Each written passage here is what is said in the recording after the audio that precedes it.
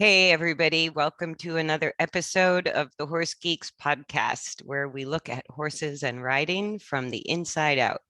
I'm Kirsten Nelsen, professional horse trainer, and with me once again is the lovely Deb Romero, certified Alexander instructor.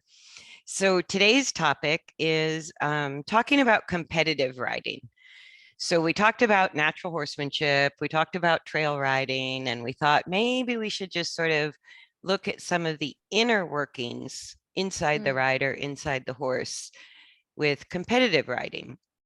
And you and I both have a background in competitive riding, so we kind of know a little bit from experience, Yes. some easy places to get stuck, right? Wow, that's a good one. Yeah. And I think the thing that's different, the thing I love about pleasure riders, trail riders, or even I think the popularity of natural horsemanship was people who just didn't have a strong ambition to compete, to do something with their horses. And years ago, when you and I were probably just starting to ride, that was kind of all you could do. Was you either competed or you just sort of schlocked around the yard and went on the trails or worked on a ranch or something like that.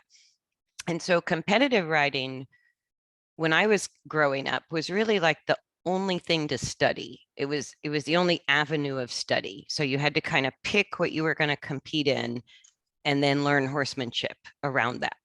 Yes. That's And interesting you brought that up because it's almost like when you different types of competition, a question popped up. Should we really be training our horses at home any differently depending upon the discipline? haha, no, Haha. no, no, no. Same anatomy, same instincts, same bodies, right? Mhm. So it doesn't matter what our sport is, balance is balance is balance. Mhm. So, like we talked about last time, if you're going to ride a bike, the coordination of riding a bike is the same, whether you're on a beach cruiser with big fat tires, or you're just riding up and down your neighborhood street, or you're on a mountain bike, or you're going in a group like a peloton with serious road racing, hammerheads, I think they call them.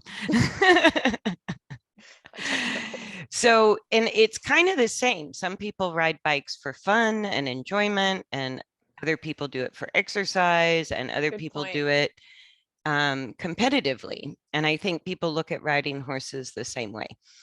But if you need to learn how to ride a bike, that's no different, no matter what your ultimate goal is. And that's how I now look at competition. I go, there's fundamentals of healthy, balanced movement for the horse that keeps them sound and builds athletic capacity, no matter what you want to do. And there's inherent ways of balancing the human on the back of a horse that really don't change whether you're riding with long stirrups or short stirrups, whether you're riding in a Western saddle or an English saddle, whether you're working cows or you're jumping fences. There's small variations in leg length, but the axial skeleton of the rider and the relationship to gravity is the same, no Right. matter what you're doing. Yeah, and that's what I see with a lot of people when, because I know you and me, sometimes you're getting on multiple horses, and maybe different saddles, different stirrup lengths, but can we still, no matter the length of the stirrup or the discipline, maintain that vertical balance and our relationship with gravity, no matter the stirrup length or the Absolutely. discipline? And Yeah. I take it as a little personal challenge when I get on a horse for somebody. I really, if the stirrups are way too long for me, which often happens, especially if I'm getting in somebody's Western saddle, the Yeah. stirrups are hard to adjust. I Yes. go, I'm just going to ride without stirrups. Yeah. And, or I try not to adjust the stirrup length and I adjust my balance instead. Right. And it's just a little personal challenge for me. I like doing that because you can keep adapting your leg length and your position a little bit without losing the integrity of your skull, your Yes. spine, your pelvic balance over gravity. Yes. I think that's a key factor that I hear a lot when you start changing people's stirrups lengths. That is a key indicator to me if the rider does have head, neck, back, and pelvis integrity. Mm. Because if you start messing with stirrup lengths and you see the fear come up, then you know that that balance is not there The balance, yeah. for the And rider. for the seat, I would say is from the seat bones to the skull, not Yeah, including the arms. And it's just that torso head neck balance that always either has a vertical relationship with gravity or sort of an angular, like say jockey or jump position. It's going to be more of a 45-degree angle to gravity. But the internal integrity of that head, neck, spine, pelvic balance is the same. exactly. Yeah, it doesn't matter. Absolutely. And I think, I mean, I don't know if this happened to you, but like growing up, if you looked at a horse for sale, people would say the horse was trained English or Western, or like it knew a different set of cues. It was trained a different way. Hmm. So you couldn't really take a Western horse and ride English, and you couldn't really take an English horse and ride Western. And I always thought that was really odd. Like I go, well, is it, and I thought, well, maybe horses speak the language by learning cues, condition response. Mm. Because when I rode Western, you always make a turn by pushing, you turn your pelvis, push with the outside leg Hmm. and use the outside rein, especially if you're neck reining. And English is always a little bit of inside leg where you want the horse bending around your leg. So I was like, how confusing for the horse. Do you turn around the inside leg or do you push with the outside leg? And which rein do you use? And it was super confusing because the training was competition specific. Yeah, And I go, but how does the horse know? And the yeah, truth is, it's way more dynamic than that. yeah. There's no rules about whether to use inside leg to turn, whether you use inside rein or outside rein, because it depends. It's completely unpredictable and depends entirely on how the horse organizes its body in order to make the turn. And it's Or the same thing for people. It depends. I think that's been some of my best teachers is when I go to them and say, I've got blah, blah, blah, blah, blah, blah with this person. What should I do? And they say, well, it depends. yeah, I I'm know. like, that All didn't answer my question. Yeah, no, and that is all of my most favorite mentors. And Yes. I kept trying to be clever in like asking the question more specifically or Yeah. giving them this big picture scenario of all the details that were going on to try to get an answer. And they would be like, well, it depends. It depends on how the horse responds. It depends on the situation. It depends on, your influence. It depends on heavy and lightness. There's too many factors. So it all boils down to it depends. I think that was a key factor for me showing as much as I did that I always thought I was always in the mindset of A plus B equals C. Yes. And And it that doesn't is, always work that and way. that's exactly the competitive mind. Yes. The competitive mind, you've picked your sport, you're training your horse to do a specific sport, you found one with the right conformation, the right bloodlines, blah, blah, blah. So now you go to learn your sport. And as competitive riders or people with ambition, I think you want to know 1 + 2 = 3, Yeah. always, Yeah. right? Or A plus B equals C. Or Yeah. if C isn't working, is it A or B? Right? And you want it broken down like You that. Like you do. You this it's kind of linear, what do I do? I need to know what to do rather than really developing a sense of the motion for the horse, which is really Mm, the top level competitors are not just good jockeys doing right. 1 + 2 = 3. Top level competitors who do really well are equally good horse trainers. They're not just good jockeys. They know their horse. They know how to balance their horse. They know how to develop their horse. And like living near Wellington and being around some high-end competitors in my life, I went, it's so interesting. They do the most boring work at home. Yes. It's not exciting to watch. I've been told that about my work. Your work on people, you mean? Yeah. Yeah. So, Yeah. And it's because conditioning the horse, and I just had this with a client the other day. Her horse is struggling to just make walk trot transitions without sort of contracting the back down, shortening the neck, and been there, resorting done back that. to dysfunction. And it was an epiphany moment for her where I said, you don't build power and speed by getting there by any means necessary. Right. That's a good point. So like in the competitor's mind, we think, and I know because I was one, Yeah, me too. I get to say this about myself. Yes. We think if we can just get over that fence, if we could just pick up the lead, if we could just manage the shoulder in or the Wow. half pass or open that gate, right? Or whatever competition we're doing or make the spin. If we could just get that accomplished, then somehow our horse is going to figure out better balance and become more athletic in the process. And that's the mentality, is we think if we keep doing the maneuvers or we build A plus C plus E plus D equals maneuver G, then we put in all of our ingredients, we do all the right things, and we should come out with a perfect cake.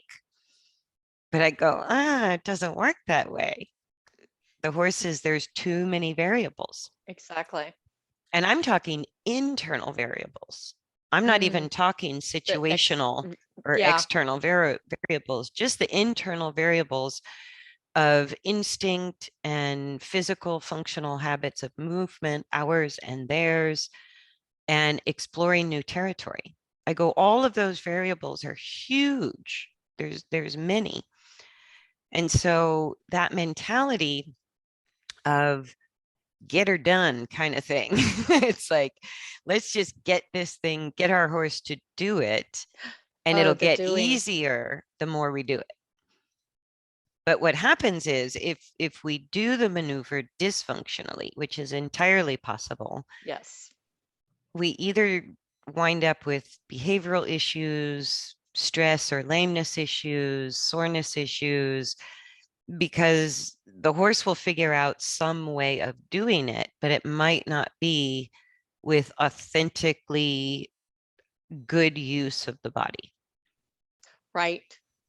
And sometimes I think we don't let them have a say. You know, maybe they have a better way of organizing around that Oof, question or we get it all the time. The horses are telling us that all the time, but yeah, mine are particularly, anyway. but as competitive riders, we don't recognize it as feedback Oh, that's a good point. from the horse. What we call it is disobedience.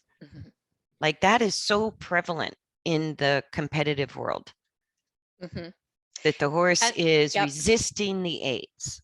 The horse is heavy on the aids. The horse is not responding to the aids. The horse is off with the butterflies, not paying attention, but all of that is communication from the horse that this is not working for them. Right? Or a horse like we talked about with self-carriage and engagement. If I have to constantly use spurs or a whip or even heavy leg aids just to keep my horse going forward, that's feedback from the horse. Good point. That this maneuver or this exercise or this competition is not easy. And I think you said it a little bit earlier then, and in my work, it's a big deal. The doing, it's, do it here, do it now. We're not going into the process of getting there. Because I remember a lesson I had with you, and I was talking to you about, I think I'm ready for, to go back into dressage. And you said, okay. So we're Oh in no, an indoor. you said jumping, I think. Oh, Or did I? I can't remember what I said. oh. And you said, okay. So you pulled out a ground pole and I went to walk over it and I totally fell apart. Couldn't hold my act together. And you would go, you're not ready. And yeah, I'm not. No. But it's that you put that stimulus in front of somebody, and what do they do with that? And that's my go-to whenever somebody has been working on balance, understanding the movement, and now they say, okay, I'm ready to go compete. I love it because I go, you can put up letters or a ground pole or give a pattern, and instantly it's very difficult for the rider to focus on the external criteria of the competition and at the same time be aware of the internal balance in ourselves and our horses during that external focus. And that's a particular skill that we have to develop if we want to compete. We have to be able to check in internally and feel our horse every stride. Or the classic is you jump the fence and the horse doesn't. You That's get happened to ahead of the me. horse. You I've get got a launched. picture of that, by the way, Yeah. of me flying through the air Yeah. over the jump, and the horse is not. Horse decided not to jump, but you did. I'm not, but you are. Yes. Yeah. And so that's the human brain getting ahead of the horse on the way to the Yes. fence. It's almost like I can see the finish line kind of thing, and that gets you in trouble every time. Every time, especially with a horse that isn't comfortable or athletic jumping. They're just waiting for the exit door to crack open. And as soon as that exit door cracks open, you might get a flyby or a refusal at a jump. You might have done your 20-meter circle just perfectly, and then your horse explodes. Or you get, you can't make the downward transition and you throw in a couple of extra maneuvers to your dressage test trying to get back on track. And I think what I see in a lot of professional riders, good professional riders, is a lot of them accept those little boo-boos in their rides, their tests. Or, I've even seen some professionals with maybe young green horses start a round and then something's just not right and they'll stop instead of pushing them through to get to the end. I think those are the riders that are very tuned in to their horses and what's going on. Absolutely. Yeah. Because riding is one of those few sports where our partner in our competition, our dance partner, is not a human, but there's lots of communication going back and forth. Yeah. But even if our partner was a human, what's that TV show like The Great Race where people start arguing and fighting over how to do everything, or you get voted off the island? It's like people can't agree and harmonize on the best way to do things. And so with our horse, I think competitive riders just think if the horse isn't cooperative, then the horse is being wayward. Rather than having a balance issue, either maybe the horse has a fear issue, and all that speed you're getting is adrenaline based with the spine in extension, which will really break down a horse pretty fast. Or maybe the horse isn't going forward because he's so heavy on the forehand. Right. Right. So there could be issues like that that are hindering performance or making performance plateaus. And I still hear the same thing I heard when I was a little kid. You're a very nice rider, dear. What you need is a better horse. And it's like, you're just going to perpetuate, when we keep selling horses to move up levels or buying horses that have more experience than we do, riding is dynamic. So you can take the best trained horse on the planet, and that horse will not be able to maintain the balance that it had learned and habituated for any length of time if the rider is generating forces that are unstable or in the way. It's like it's way too dynamic. It's all physics. So you can't buy a horse that's, I mean, if your trainer rode it all the time and you bought a super expensive horse and you fork a leg over on the way into the ring just to win a ribbon, God bless you. That will work. That will work. But the primary rider of the horse has to help the horse balance during motion with or without competition. I think that's that we've talked about this in previous podcasts about it's kind of like they have to be cross trained. Even though I showed jumpers, I still did dressage and basic flat work with all of my show jumpers. Absolutely. Because Yeah. balance is balance is balance. And so it's the coordination of the skeleton during motion that we say is either balanced and functionally ideal, or out of balance, which doesn't necessarily mean falling over or tripping. Oh, It could no. just be dysfunctional use of the inherent mechanical skeleton. So the muscles of the horse always develop to support the strongest habit of the skeletal coordination during motion. And I'm sure you see that with humans as well. Oh, yeah. That soft tissue strength or atrophy is a direct reflection of how the skeleton, and especially the axial skeleton, the skull, the spine, the pelvis, how that is coordinated during motion. So if you want to build muscle with horses, it's not cardio. No. That cardio doesn't build muscle. You can chase them at trot or canter or gallop, and they'll have a better heart rate. They'll be fit that way. But if they're doing it with their back pushed down and their neck up, you're risking serious injury, if not kind of a mechanical lameness or a And I think, behavioral problem. yeah, I think you've talked about that. Like if they're not in that learning frame of mind, Absolutely. you're going to get more trauma. Well, if they're in the sympathetic fight or flight nervous system, they're just surviving. Basically, they're trying to get through the task of the competition and get back to the barn where they feel better.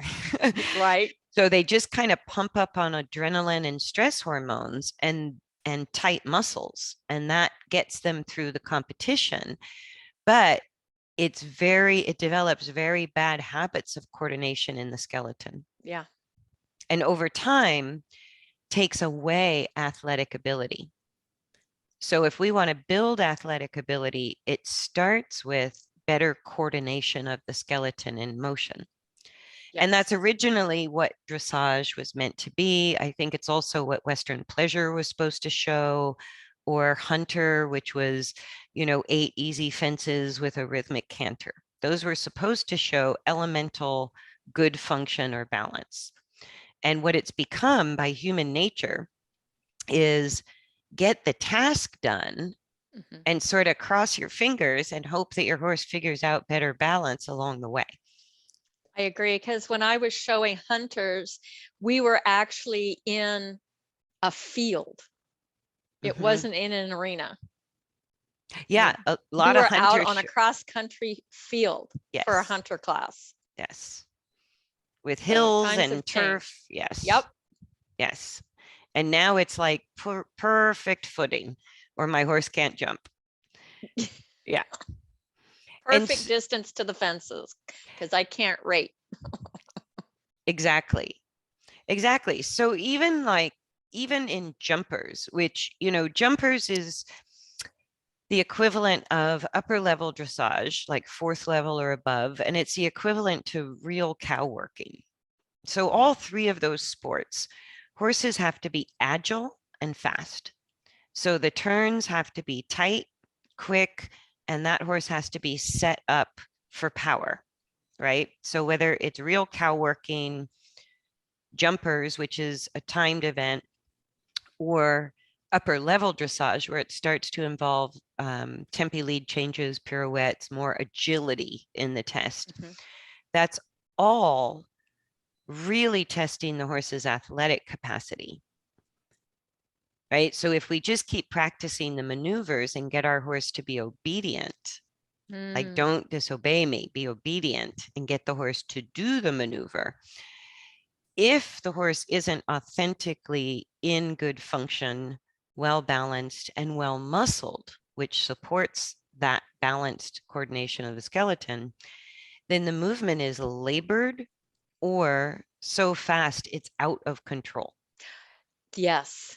right? So it's funny with cowboys, you'll see, somebody trying to work a cow with their horse out of balance, and the cow breaks, and so they gallop after the cow with their horse, but the cow turns, Yeah, and and the that's cow they're turns done. a lot. And all of a sudden, this guy's headed down the road in the same direction and can't turn the horse, Yep. right? So there's no agility. There was power, but no agility. Yeah. And the same thing, like the bogey fence in a jump course is always the upright out of a corner, Yep. because speed is more the prevalent thought than the turn. But if you watch a really excellent upper level stadium jumper, they don't look as fast as some of the other jumpers, but they're making up time by how they balance the horse in between jumps. Right. So adjusting stride length, tightening turns, and maintaining enough balance to then go over a 4 or 5 foot fence. That's a lot of power. So how you set up, either adding more speed, collecting the horse back a little bit, increasing or decreasing stride length, balancing level and straight on a turn, all of that takes time off the clock when you're jumping, and you Hmm. take down fewer rails. Yeah, I And I agree. think in dressage, it's really sad to see upper level horses look labored and struggling in I in agree. those upper level movements, because they should be graceful and easy, like a good dancer or an ice skater. Yeah. Yeah, I agree. I don't see as much as that as I used to, that Yeah. ease of movement. And I think, like you, I was attracted to competitive riding because I kept thinking people at the top must really know what they're doing. And I got to say, now it's still a crapshoot whether somebody at the top really does know what they're doing. And a lot of them, they're very skilled competitors, but not always as skilled with the horse's development, Right. or vice versa. They're very skilled with the horse's development, but maybe they lack some technical skills on the competition. So ultimately, it takes both.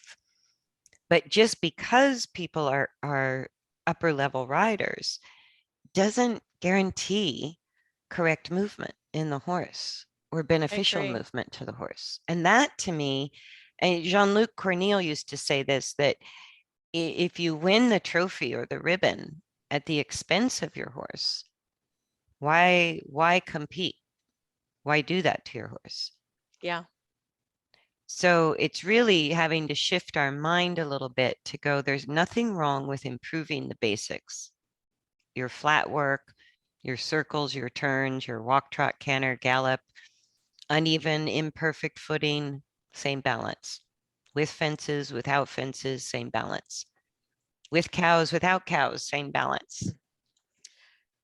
I think I've learned the most not having all of the niceties of an arena with footing. Yeah, Nothing here is level. exactly. So, Exactly. And a laser graded level arena with, that's covered, has perfect footing, is perfectly moist, not too hard, not too deep. It's like, yes, that does make the horse's balance easier for sure. yes. Right. But we can still achieve the same balance on trails, up and down mountains, on uneven footing, on imperfect footing. And sometimes when you're training, I prefer imperfect footing because it will actually help build strength. If I can gain the right coordination of balance in Mm, motion, then the uneven footing, the imperfect location helps strengthen the muscles around that good coordination. I think you're right, because I've seen a major improvement with my horses, muscular development, since I've moved to a place that has no arena, no flat place to ride. Yeah. And it can be more challenging to find the same balance for the Yes, rider as well as the horse. But when you achieve it, you also get the side effect of developing stronger muscles around yes, that good coordination. And so then when you get to the competition and you have perfect footing, the horse is like, woohoo, this is easy.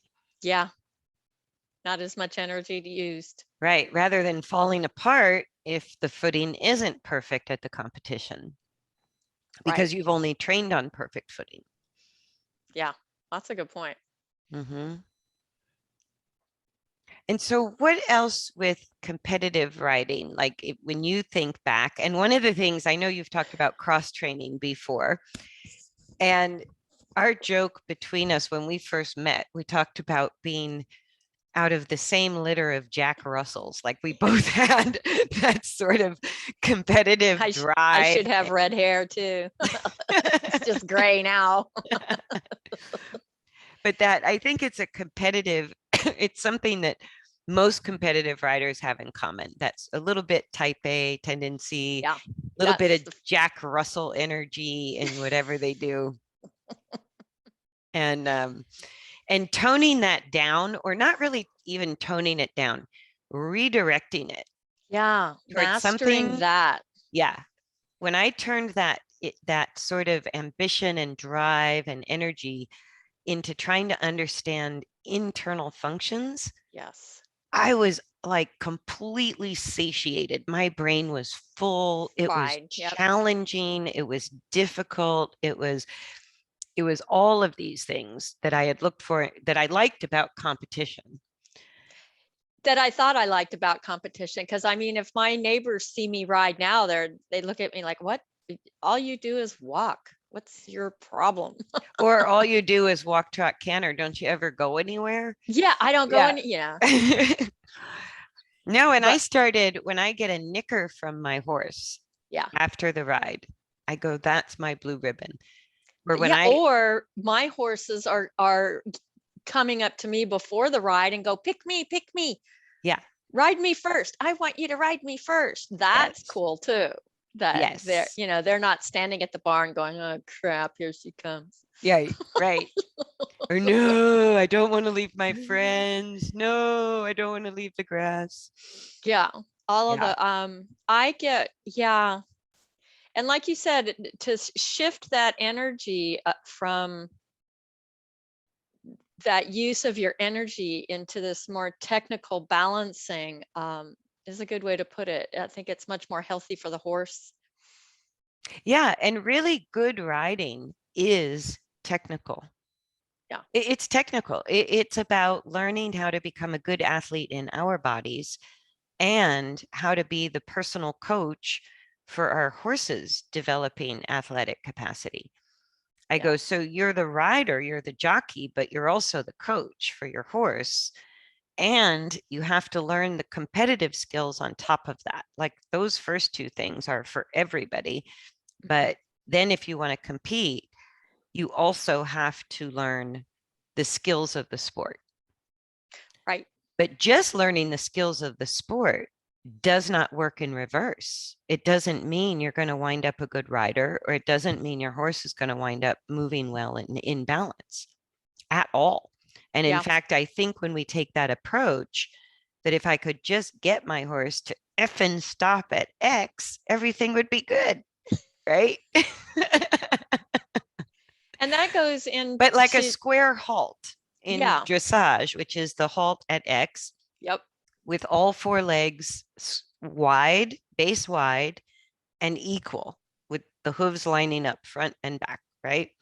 That square halt has a double score coefficient because it's supposed to show that the movement has been authentically correct, that the horse has been moving correctly. And so when you ask for a halt, the square halt is the result of balance during motion. It's not something you train with a whip and rein aids and move the feet until the horse gets it.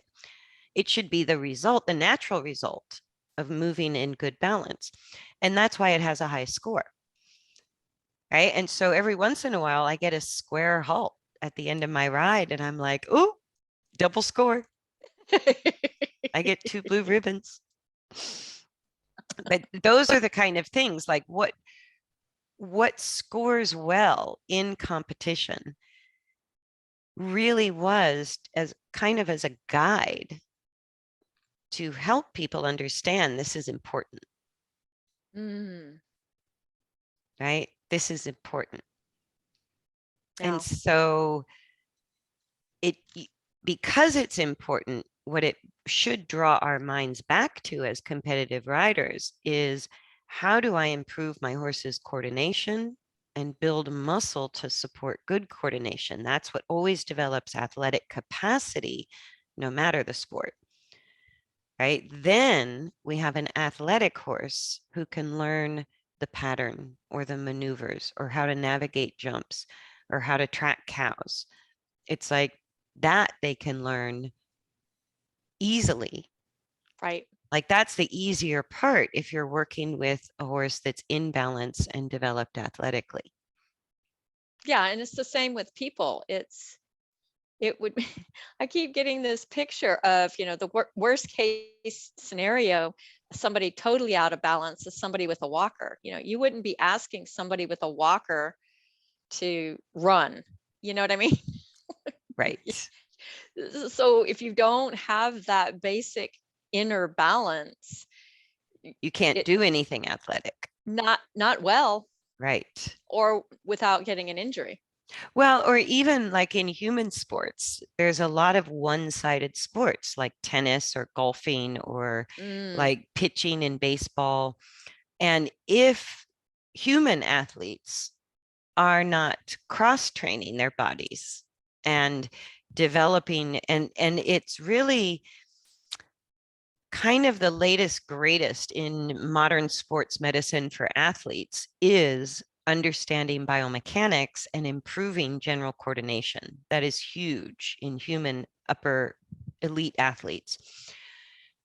And it's what we need to do as riders and for our horses as athletes is the same thing. Understand the mechanics, understand the forces of motion, understand healthy function from poor function. And that came about in human athletics after people were ruining their backs or their shoulders or their arms or, having these sports related injuries because they're overusing their limbs, just like horses mm-hmm. overusing their limbs. But the axial skeleton was dysfunctional or unstable. And so the stress, if you add athletic demands plus poor posture, it's just a strain, a soreness, or a breakdown waiting to happen. Yes. Yes. And I had my friends visiting from New Mexico, and they were we're all in our 60s, and they were complaining about this little ache and this and this and this, and I'm like, what is wrong with you people? And my friend, she's my mentor when I was a body worker, she says, we just don't know how to use our bodies as well as you do. That's the problem. And I went, yeah, that is the problem.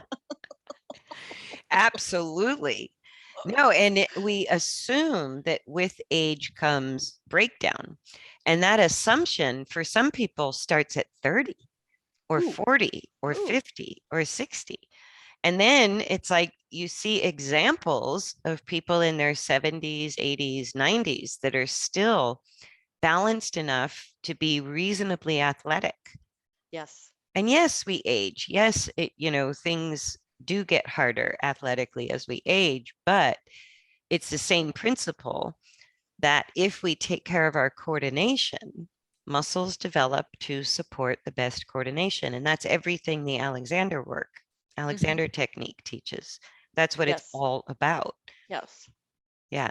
And as elite athletes, even though they have athletic ability, just like a young horse, right? That gets used up pretty quick. Yeah. That's a short fuse. That is a short fuse. And if we don't support it with the skills of a higher learned coordination, then once you run out of youthful energy and yeah, Yeah, that. yeah, you're kind of screwed. It's like, and that's what you see a lot now is competitive horses. When I was growing up, the thought was between the age of 12 and 18 was your horse's prime Prime. competitive years, Hmm. right? And that is really deteriorated where now by 12, horses are getting retired out of competition, that they're way, Wow. way too old. And these were jumpers, dressage horses, cow working horses. That 12 was like the beginning of their prime, not retirement age. Yeah. And now I'm seeing 3-year-olds, 5-year-olds, 7-year-old horses getting joint injections to do performance. And I go, that's Yep. way too young, Yep. right? So the joint injection will get the job done, but your horse will be retired by 9 or 10 or 11 or 12. You won't have your Exactly. performance horse Exactly. because it's a lot to learn. To become a good rider and to develop a competitive horse takes a lot of years and a lot of effort. Yes. And it's like taking good care of our bodies and our horses' bodies within that skill development, not pushing, taxing, fighting, leveraging, dominating, all of that stuff. It's like this is an investment that you are protecting. It is to me. Yeah. Yeah. And we've talked about this before. Our horses are getting up there in age.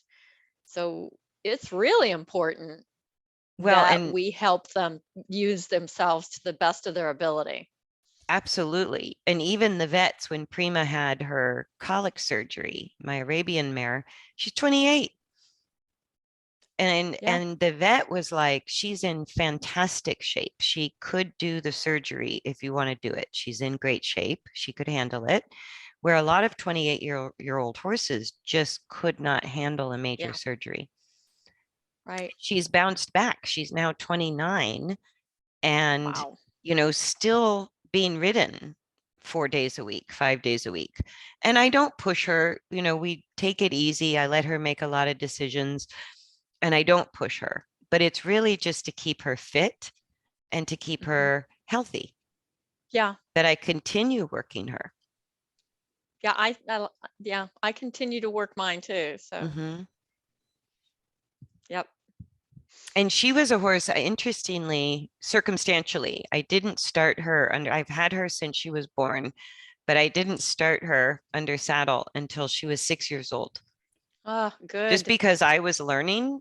And it's like horses' skeletons, no matter the breed of horse, as horses grow and their skeleton is not only gaining height or size, it's also the growth plates have to close during body development for humans as well as horses. I have my kitty cat helping. Yes. Um, so What a so the bum. growth plates, like when Yeah. people start 2-year-old horses, what they're looking at is have the growth plates closed in the carpus. Technically, the carpus, the wrist of the horse, is what we call the knees on the front legs. And so, as soon as those growth plates close and there's no longer kind of a soft spot, they go, okay, you can ride the horse without damaging the horse, right? And some horses, it'll close between the ages of 2 and 3. But what's interesting is all breeds of horses, the growth plates close from the feet to the spine. They go from bottom to top. And the full maturity of a horse's skeleton with all the growth plates closing isn't finished until 7 years old. Wow. Yeah. And you think of 5-year-olds getting joint injections and their spinal growth plates still haven't, their whole skeleton has not really fully matured. Yeah. And Yeah. so anymore, I won't start horses for people at 2 years old. I go, they have to be a minimum of 3 years old. And they have to kind of look the part because not all horses grow at the same rate. Right. So they have to look strong enough, big enough, tall enough to carry 20% of their body weight, 10% of their body weight, Yes. and learn how to balance. And there are a lot of things you can do on the ground too, as we've learned. Yeah, and that's the other thing to consider. Part of the reason I just lost all ambition to compete was to see the systematic using up of Mm, really well-bred, beautiful, conformationally perfect horses. And rather than furthering this innate talent with more skill development, it was like, nope, get to the show. Because with horses, they cost a boatload to keep, yes. right? So time is money. The longer you're out of the show ring, the less money or less value your horse has. So there's always this big push to get the horses into competition as soon as possible to try to make your money back on breeding or buying and selling That's or true. whatever. Yeah.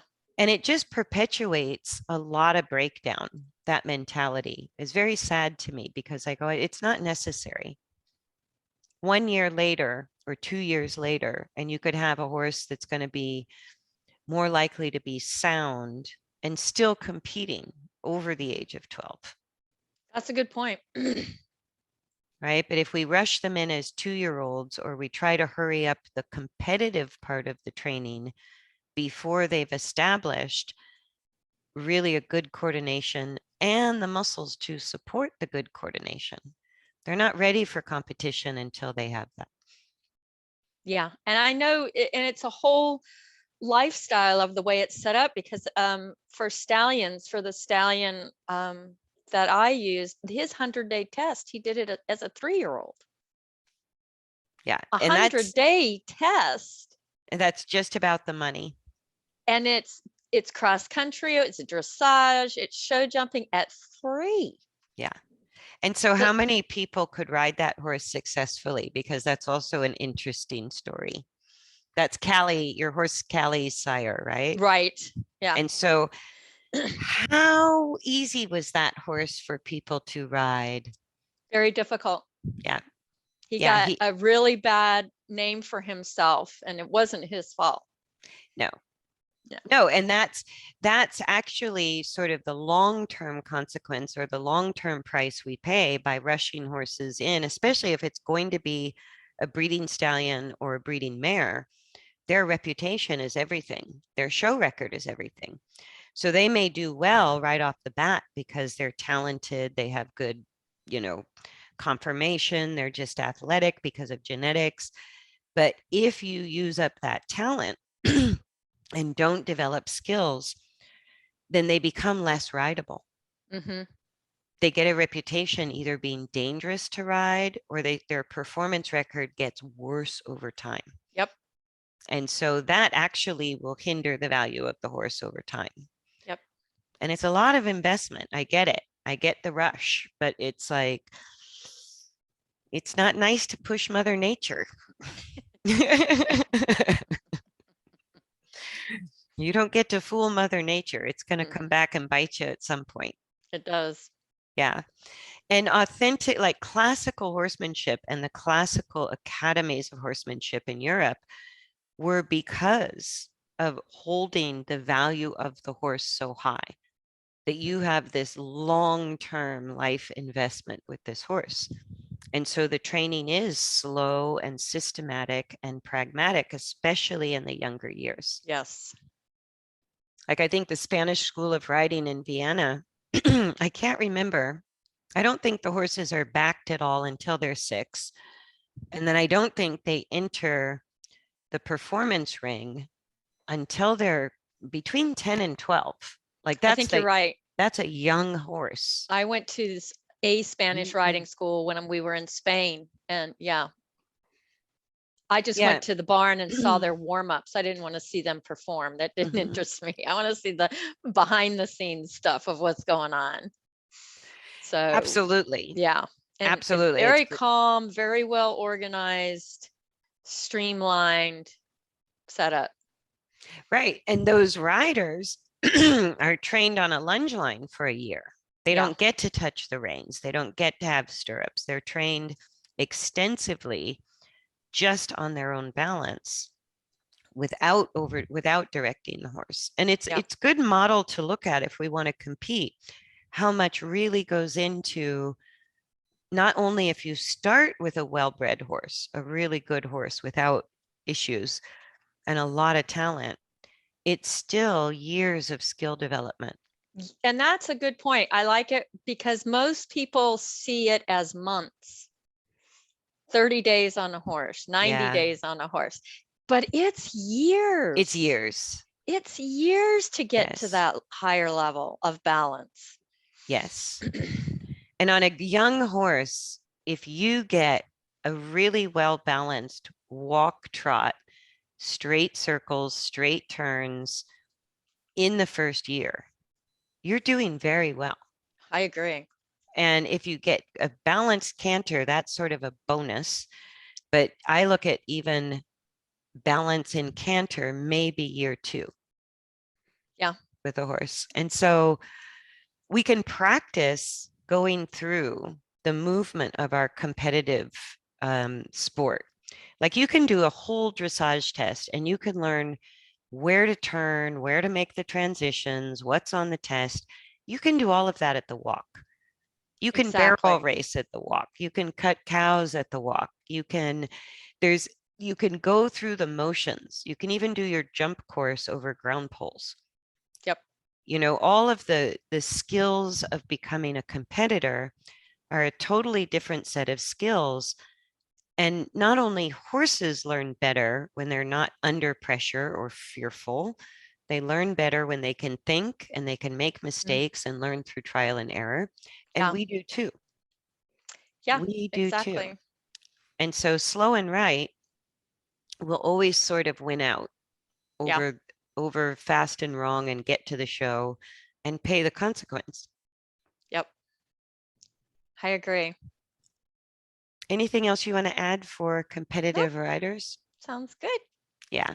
And it's just a mindset. I think the one thought I'd like to leave with anybody who rides competitively is building the athletic capacity of your horse Yes. is not done in your competitive work. Competitive work, Exactly. yeah, competition is meant to test and tax the athletic abilities of the horse.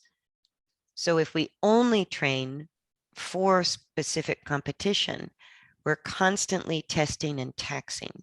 We're not building the body. Yes. And so building the body and developing athletic capacity does not have to involve the competitive movements at all. To me, the horse should be, if you're balancing and doing everything, it should be able to compete in anything. Yes, like your thoroughbred who did cutting. Yeah. You're off the I track was going to say that. thoroughbred. I used to show both Western and English. My parents were just completely fried because I Yeah, was I would be at a Western show or a cutting competition, and the next weekend a hunter jumper thing, and yeah. So yeah. to me, a well balanced rider and horse can compete in anything. Yes, and that is the old-fashioned classical perspective that I think has gotten really lost in modern competition. I completely agree. Yeah, but when I was growing up, that was the same thought. And Yeah, it and yeah, I could. you could take your dressage horse or your cow working horse and go jump a cross country course or go for a trail ride, Yeah, right? And now it's like it's a big deal if people turn out their dressage horses. Just turn out. And I go, okay, that's way too much padding. yeah, It's way too much padding. I But agree. because a horse and a rider are essentially the same no matter what we're doing. We all have the same internal functions. We all kind of balance the same no matter the sport. Yes. So, but that is the last thought to leave with is practicing your competition actually taxes the horse's balance and athletic abilities. So you need a place to build balance and athletic abilities, which is not the competition practice. Yes, I agree. Yeah. Completely. So thank you guys for joining us for the Horse Geeks podcast, and we look forward to seeing you next time. Thank you to all the new subscribers and the comments. Love it, love it. And we're so happy you joined us. So we will see you next time on the next podcast. Bye, everybody. Bye.